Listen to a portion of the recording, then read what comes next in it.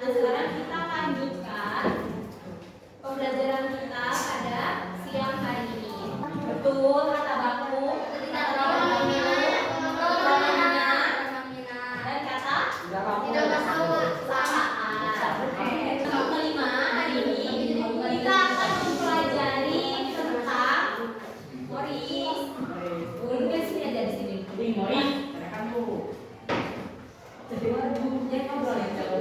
Nah, kita akan mempelajari cara menganalisis informasi di dalam ruang bincang. Nah, nanti kita akan belajar tentang kalimat fakta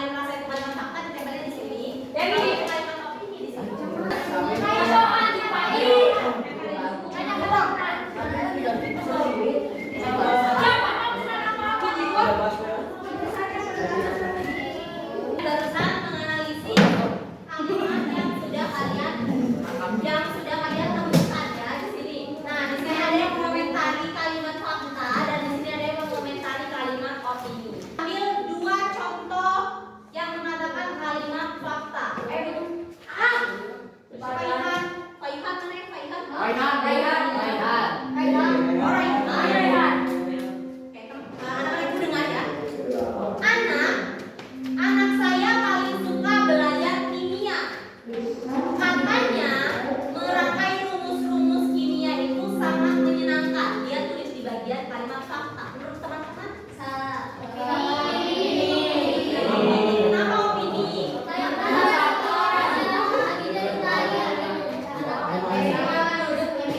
Faiz yang mana Faiz? Faiz sana.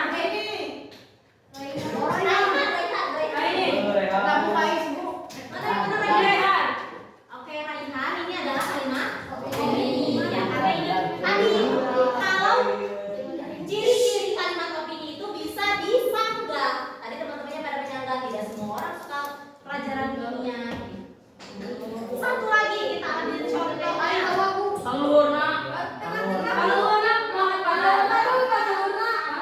Ini ada Zira. Kita baca. Sampai tahun 2020 terhitung ada 16.235 pasar jenis rakyat di seluruh wilayah Indonesia. Dan yang paling banyak ada di Pulau Jawa dengan total 5.949 lokasi. Jadi maksudnya itu di seluruh Indonesia itu ada 16.000 pasar. Nah, kalau di Pulau Jawa itu ada 5.900 pasar. Ini dikatakan kalimat fakta, benar atau tidak? Benar. Kenapa benar? Saya benar. Kenapa benar? Boleh, karena tidak ada memasukkan kata-kata saya berpendapat atau saya merasa gitu, tidak ada. Ditambah di sini ada tahun 2020. Sekarang kita di tahun 2000 berapa? Berarti ini sudah terjadi. Nah, berarti ciri kalimat fakta itu kejadiannya sudah terjadi. Jadi sehingga itu menjadi fakta karena sudah terjadi gitu. Kemudian ada datanya nih. Data itu biasanya berbentuk angka. Berarti yang memasukkan angka di sini nih Husna. Ini ada angka di tahun 2019. Berarti ini masuknya ke angka. Tapi gimana Bu kalau misalnya nggak ada di tahun 2019? Berarti itu jadi berita hoax. Jadi bisa bedakan ya antara kalimat fakta, kalimat opini dan kalimat hoax atau berita hoax. Bisa tidak kalau kalimatnya fakta tapi hoax? Bisa. Fakta tapi hoax? Bisa tidak? Ya. Iya. Ya, fakta. Ya, tapi fakta. Fakta tapi hoax. Iya. Oke. Bisa termasuk ke ciri kalimat fakta, tapi dia hoax gitu. Contoh, misalnya di Aceh ada bencana tsunami tahun berapa? 2004. Tapi misalnya di beritanya ditulisnya 2006. Ya. Oh. Itu kan beritanya hoax. Tapi fakta benar ada tsunami-nya di Aceh walaupun tahunnya salah gitu. Jadi biasanya ciri kalimat fakta itu ditandai dengan adanya data dan lokasi, nama lokasi biasanya seperti itu. Nah, kalau opini kita lihat nih ada Rifan mengatakan akibat membuang sampah sembarangan orang bisa terkena masalah kesehatan. Fakta atau opini? Fakta. Coba tadi yang mengatakan fakta. Ini dia taruhnya di opini nih. Yang mengatakan fakta. Tadi ada siapa tadi?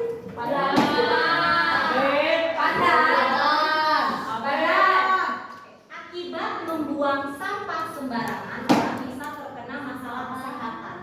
Benar atau benar? Kalimatnya benar. Tapi bisa disanggah karena membuang sampah itu belum tentu akan terkena masalah kesehatan. Masalah kesehatan bisa timbul dari mana saja. Walaupun akibat salah satunya adalah sampah atau kotor. Berarti ini benar ya, ada di opini. Jadi kalau fakta itu tidak bisa disanggah, kalau yang opini itu bisa disanggah. Karena dia menyebutkan akibat membuang sampah sembarangan orang bisa terkena masalah kesehatan. Karena bisa aja masalah kesehatan itu dari pola hidup makan minumnya, ya bukan dari hanya membuang sampah. Kemudian ini ada satu lagi, nih Ramdhani. Bagi saya ranking di sekolah bukan hal paling utama karena pemahaman terhadap apa yang diajarkan akan lebih penting. Fakta atau opini?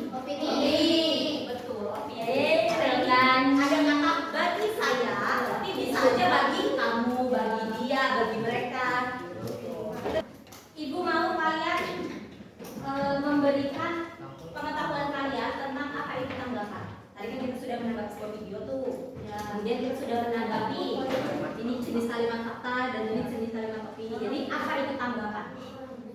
Kayak reaksi gitu Pak. Reaksi, pendapat, dan lagi pendapat, tanggapan. Apa tadi? Ada yang memberikan reaksi, pendapat, apa lagi? Apa tanggapan itu?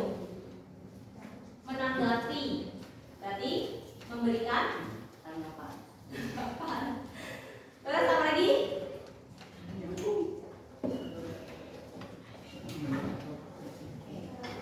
Tadi kan sudah dibaca, dibagikan. Bacaannya sudah baca belum? Bravo. Apa itu tanggapan?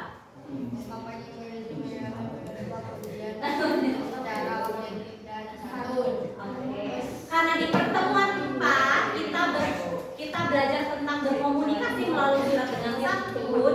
Nah itu kita terapkan dalam materi kelima.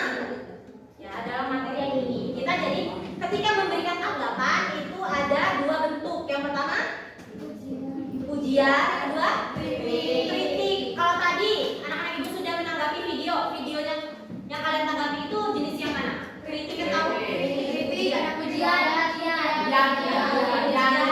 memuji bapaknya yang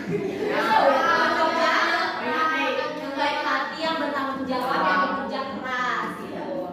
Contoh, ada yang bisa membuat tanggapan kritik tentang kelas ini? ada berisi yang bisa diatur Bu, terus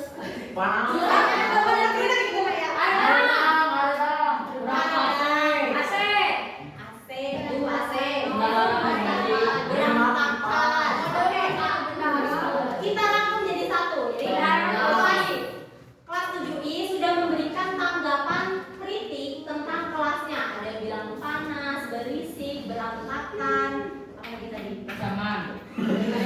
Oke, sekarang ibu mau kalian memberikan solusinya. Kira-kira apa yang diperlukan kelas ini? Beli AC. Beli AC. Minimal kipas, minimal kulkas.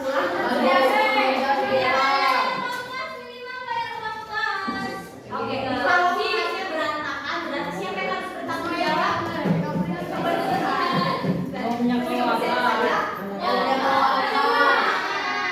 Semua siswa kelas 7. Kalau kalian ingin membuat kelas yang nyaman, kalian tadi memberikan tanggapan kritik, berarti solusinya dari kalian. Kan yang tidak nyaman di dalam kelas ini kan kalian, berarti kalian harus memposisikan bagaimana pola duduk yang nyaman. Ya, itu adalah tanggapan. Jadi tanggapan bentuknya ada dua. Sudah dibaca tadi fungsi-fungsi tanggapan? Apa aja fungsinya? perasaan positif, motivasi kepada karya, menyampaikan diri dan jauh awal yang baik, pada lain,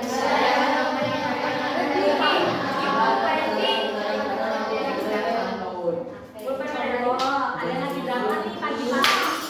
Pagi-pagi mau berangkat sekolah ke SMP 39. Ketemu sama temennya. Ih, kamu hari ini rapi banget. Seneng tadi gitu? Senang. Berarti maksudnya memberikan perasaan positif ketika kita ditanggapi atau dikomentari. Oh iya, benar. Makanya komentar itu harus berbentuk objektif dan santun. Masyarakat yang menerimanya juga merasa senang. Ya, jadi kalau kalian ingin memberi sesuatu, walaupun bentuknya kritik kan, kalian harus menyampaikannya dengan santun. Ya. Nah, tadi banyak yang bertanya, kalimat opini itu apa sih Bu? Kalimat fakta itu apa sih Bu? Ada yang mau menjelaskan tidak apa itu kalimat fakta? Tadi ada yang menyebutkan kalimat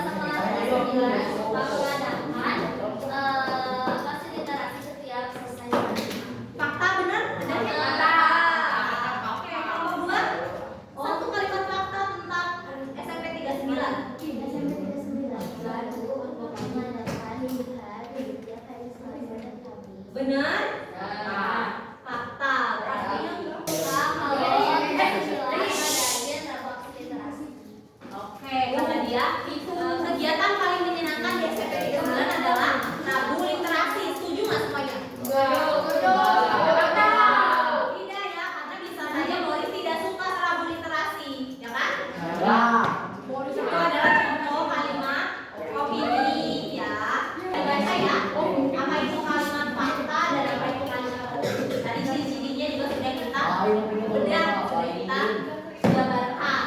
Kita akan mengerjakan proyek berkelompok, ya. Tadi sudah dibagikan KPD-nya. Cara mengerjakannya seperti apa? Kan tadi sudah ditulis ya nama kelompoknya. Sekarang kita di bagian informasi yang diambil. Nah, untuk kelompok 1 dan kelompok 4 itu mencari informasi dalam bentuk audio visual. Audio visual kelompok 1 dan 4. Ya. Tentang apa? Tentang kebudayaan Sunda. Jadi audio visualnya harus tentang kebudayaan Sunda. Paham? Kemudian di bagian alasan memilih informasi tersebut, kalian tuliskan kenapa memilih video yang itu. Ya. Nah, untuk kelompok 2 itu bentuknya visual. Visual. Nah, untuk kelompok 3 bentuknya audio. Ya, bentuknya audio. Boleh mendengarkan lagu-lagu Sunda, boleh mendengarkan buku. Itu kan termasuk kebudayaan Sunda. Gitu. Atau yang ini mau menonton wayang, atau yang itu mau menonton cara masak seblak. Kalau sudah selesai, sama ya kalian masih akan menanggapi video tersebut. Contoh yang ini mau mengambil contoh kelompok 4 mau mengambil video tentang sang pria misalnya, ya kan? Dongeng kebudayaan Sunda. Oke, setelah menonton videonya, kalian berikan minimal 3 tanggapan tentang video tersebut. Sama seperti yang pertama tadi ketika kalian sudah menonton video, kalian tanggapi isi videonya bagaimana ya di bagian yang ini. Kemudian dibaca bagian kolom komentarnya. Ya, dibaca bagian kolom komentarnya. Misalnya ada nanti yang menonton di YouTube, dibuka kolom komentarnya, itu dituliskan ini nama penanggap. Contoh, nama penanggapnya, usernya namanya Sri Utami misalnya. Ya, kalian tulis di situ dia berkomentar tentang fakta atau tentang opini. Paham? Contoh, misalnya dia menonton video wayang ini sangat lucu dan menarik. Itu fakta atau opini? Opini ya, karena belum tentu menurut orang lain itu menarik. Tapi misalnya dia menuliskan di dalam video Petro berwarna merah. Itu fakta atau opini? Fakta, karena wayang Petro beneran warna merah. Oke, paham? Jadi ada 5 saja.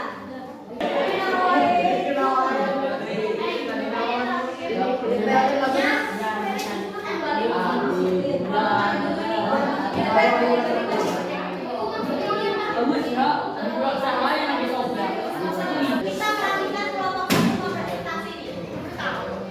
Assalamualaikum warahmatullahi wabarakatuh. Jadi kami di sini akan mempresentasikan hasil diskusi kami yang telah menonton video cara bermain angklung yang termasuk video audio dan visual. Ya. Jadi informasi yang diambil yaitu cara bermain angklung. Alasan pilih